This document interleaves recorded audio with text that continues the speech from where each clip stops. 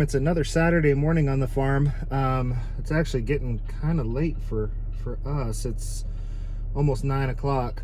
Had a slow start getting out of bed this morning. Sometimes you just got to do that on a Saturday, and everything was covered in ice this morning anyhow.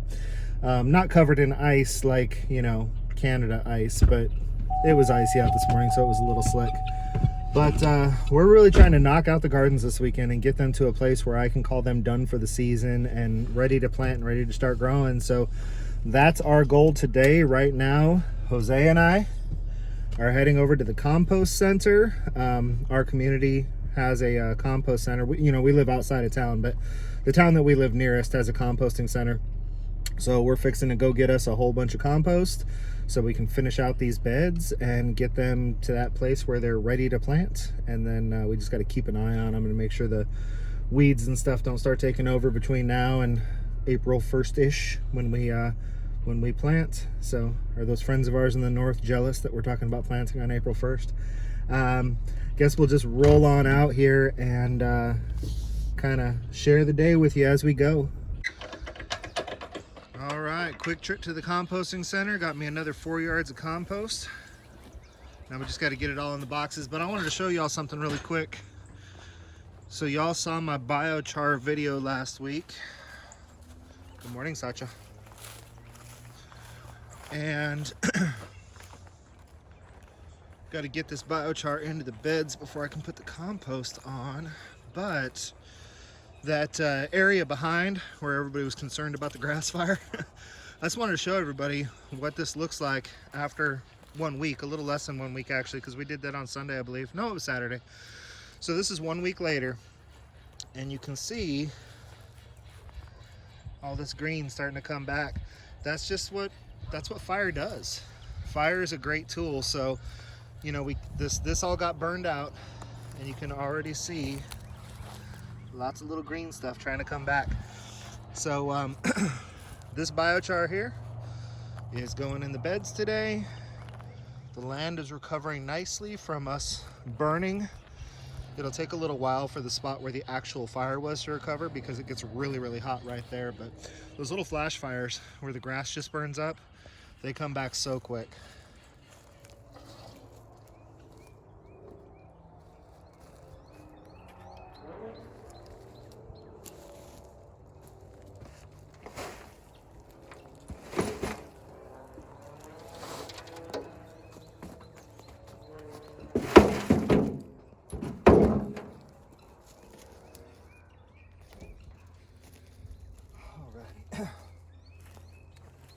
So one of our faithful friends asked me the other day after the biochar video, why go through all that trouble? Why go through all the work and effort, and wouldn't the ash be just as good? Why risk burning your face and singeing your beard and getting in trouble with your wife for singeing your beard? Why not just scoop up all the ash and put it in your gardens? And ash is a great soil amendment. If I have it laying around, I'll use it. I don't have it laying around very often because usually I burn, and then within a day or two we get some rain and there's no more ash. So that's why I said that ash is a good soil amendment for the place where I do the burning.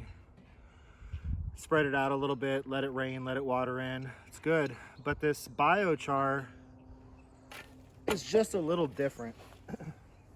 It's got the nutrients that the ash has, but the other thing it has is lots and lots of surface area. This stuff sat out in the rain, and I'll bet you if I put this in a vise and squeezed it, I could get water to drip. You can feel how moist this is. So it does a good job of when you come in and water your gardens, this soaks up water, and then as the dirt dries, because science, this starts releasing that water back out into the dirt. So it's really good at moisture retention. It helps you have to water less. It's really good at kind of soaking up nitrogen and phosphorus from the soil, and it bonds with the carbon. And then as it starts to break down, it releases that nutrient back into the soil. So like right now I'm putting this biochar in my gardens. There's nothing in my gardens. It's going to soak up some nitrogen, nitrogen and phosphorus. I'm going to plant little baby plants in the ground that don't have a real high demand for nitrogen and phosphorus. Those plants are going to start to grow. We're going to hit the heat of summer, and my plants are going to be 3, 4, 5 feet tall, and they're going to be like, man, we really need some nitrogen and phosphorus. By that time, if you dig down into the garden, you would have a very hard time finding a chunk that big, because it will have started to break down and be releasing that nitrogen and phosphorus back into the soil. It also has a lot of surface area. Surface area is really good for beneficial insect, or not, I call them bugs, but the bacteria and the microscopic level critters that are really good for your garden soil. They like surface area, so this gives them a lot of surface area to cling on to. So just all the way around, I'm a big fan. I've been using it for years. Don't take my word for it. Watch a million other YouTube videos, but biochar is really good stuff to add to your garden in the winters. All right, now I gotta go get me a bag of sweet feed.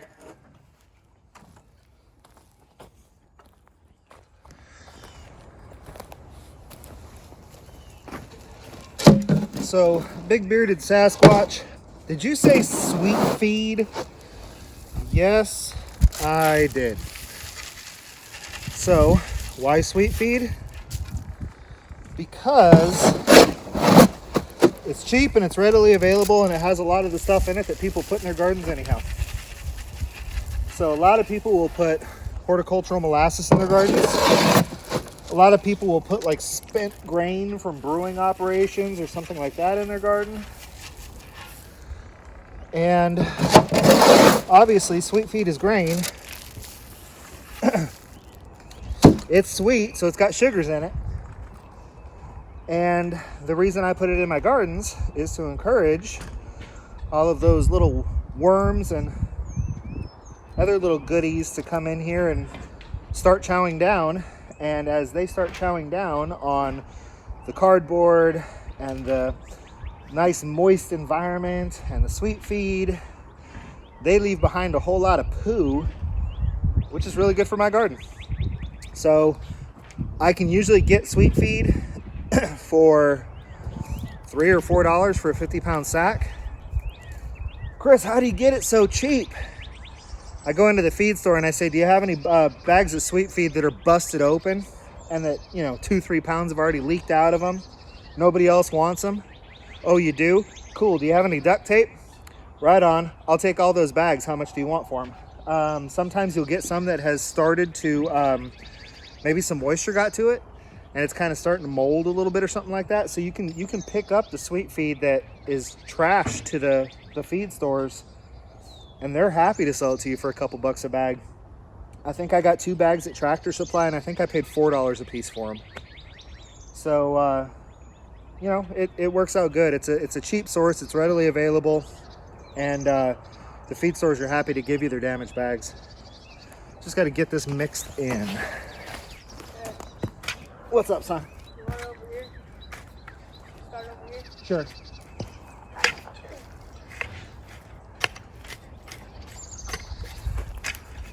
Alrighty, there's a bed ready for compost.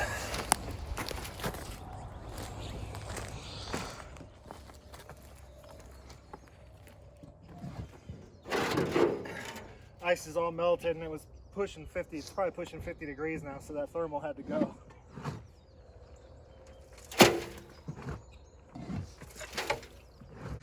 I wanted to show you all some proof that where nutrient-rich soil exists, biological life exists. Can y'all see that little red guy right there? This bucket does not have any holes in the bottom of it.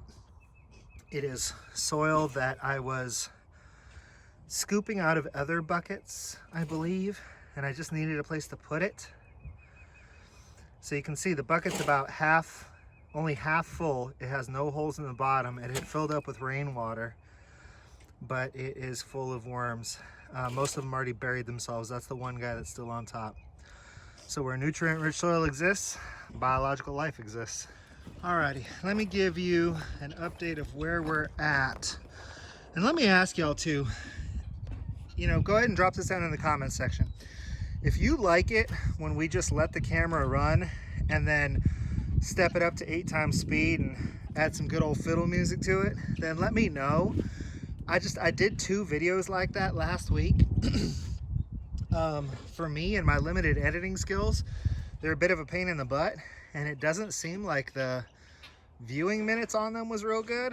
So if you're watching this video, it's because we're one of my faithful followers.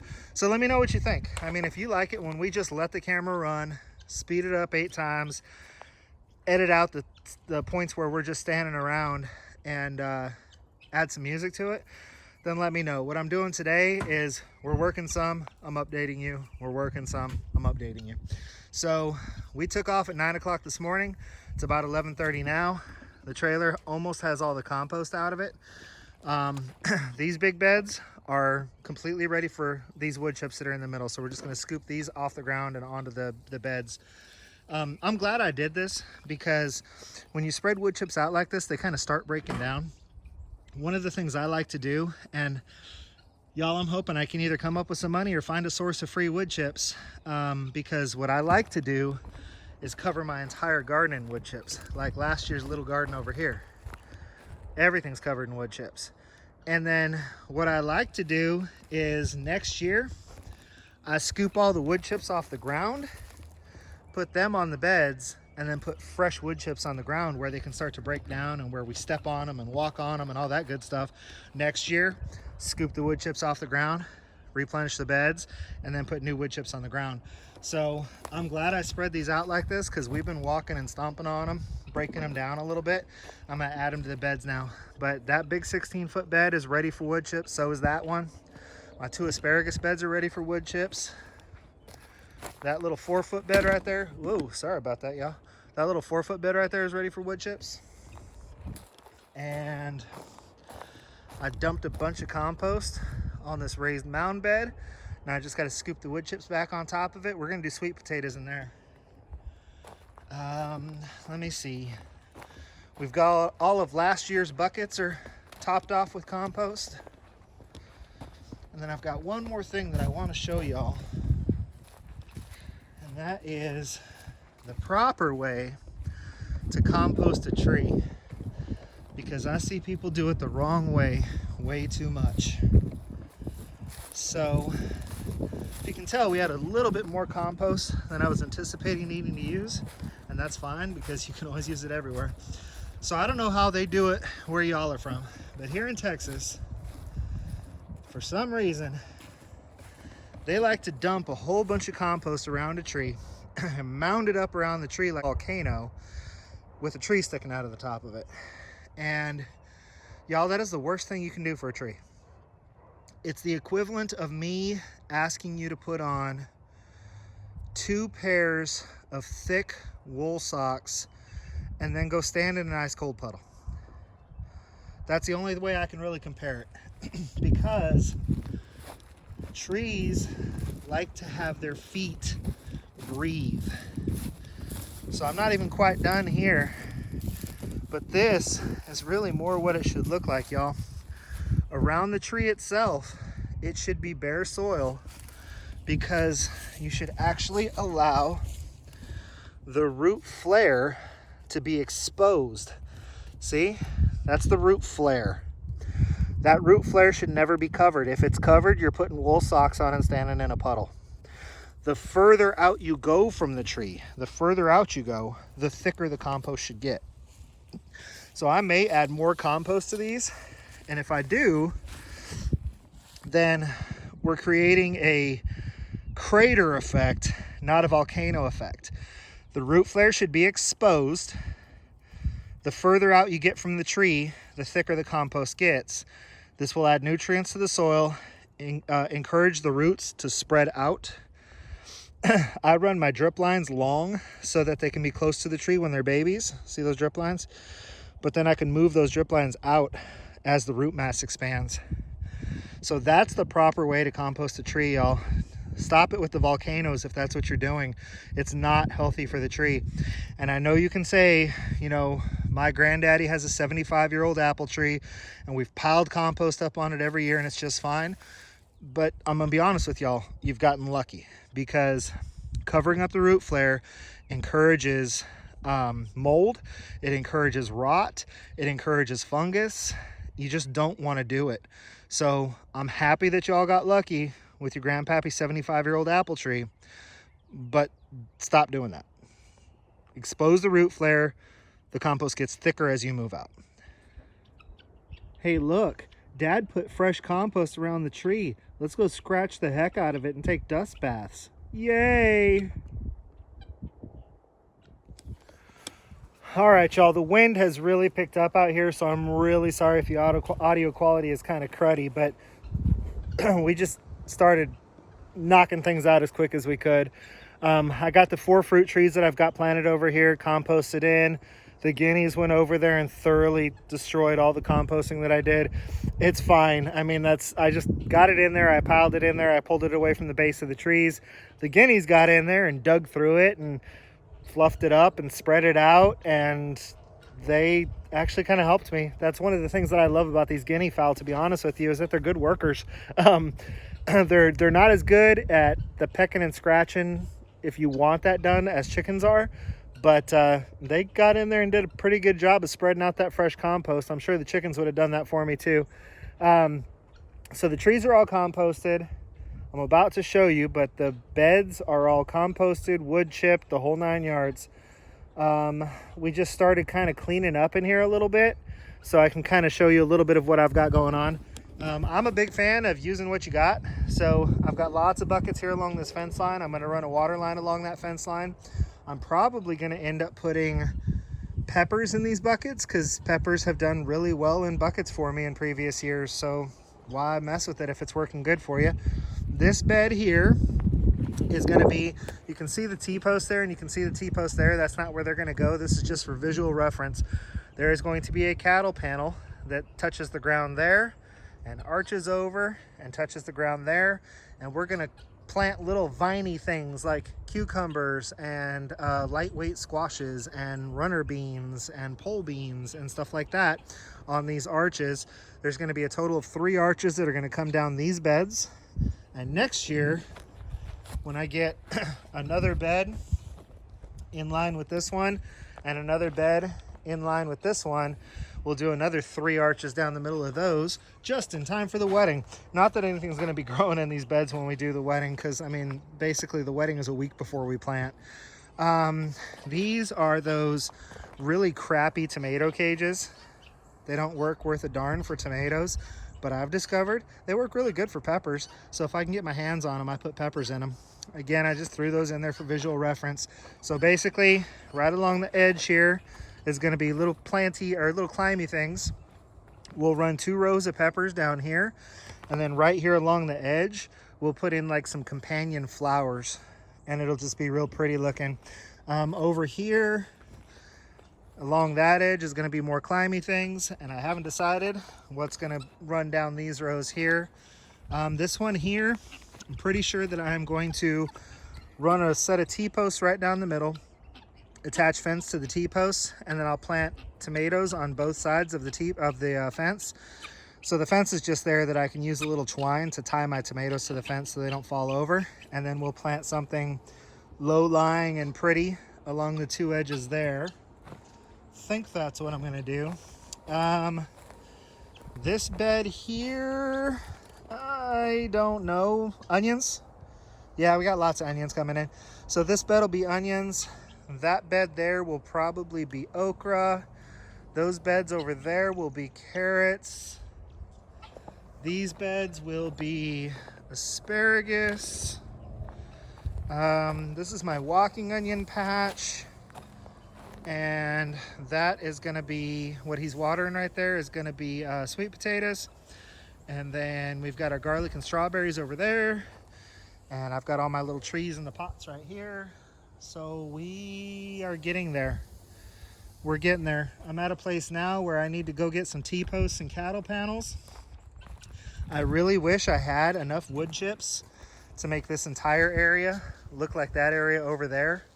Plus, I want to show you something too. This area needs to be topped with wood chips, because you've heard me say like, oh, put wood chips, you don't got to worry about weeds. And then you can see that I've got weeds coming in. Well, it's because normally this time of year, I'd be dumping another 6 inches of wood chips on top of these weeds, and it would just smother them out, and I wouldn't have to worry about weeds all year long. But I don't have wood chips. My landscapers have failed me. So I'm hoping I don't have to deal with weeds this year, but I might just have to have the struggle that everyone else has with weeds, because unless I can get my hands on about 30 yards of wood chips just for this garden, we're gonna have weeds. So that's how I weed control, is that you top off these wood chips every single year.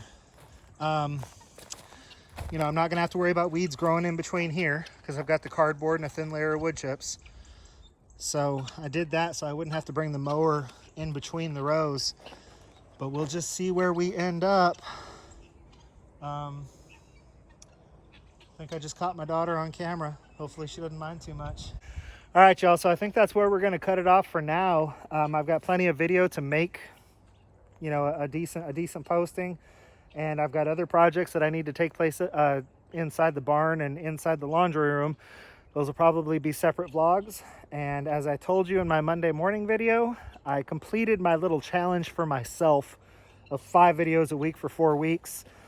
I'm feeling a lot more confident about my ability to just get out and film. So pretty sure we're going to be cutting back to 3 videos a week. It'll be a Monday morning shout out video, and then a vlog of what we've got going on Wednesday, and a vlog of what we've got going on Fridays. And then Saturdays will be our special vlogs. If we are part of any collaborations, or if I do lives, anything like that, then those will get posted on Saturdays. So I guess that's it for right now. Until I see y'all again, this has been Chris and Jose and Ayana and the puppy with Rockin Farm. Be happy, live healthy. All right, y'all, I know I already signed off, but now I need to introduce another member of my family. This is my Lala, everybody. I don't think you've ever met her on YouTube before. Her name is Alexa, and she is a sophomore at Texas State University, and she shocked us because we knew that my older daughter, the one that's getting married, we knew she was coming over today with her fiance, but they brought Lex with them. Lex actually lives with them in San Marcos. So she never really experienced the farm too much. She lived here for about 4 months before it was time to go away to college. So she's not one of our farm kids per se, but we still like it when she comes home. So good to see you, Lux. We're gonna have an awkward moment. All right, y'all. I guess that's it. I already signed off, so check you out later.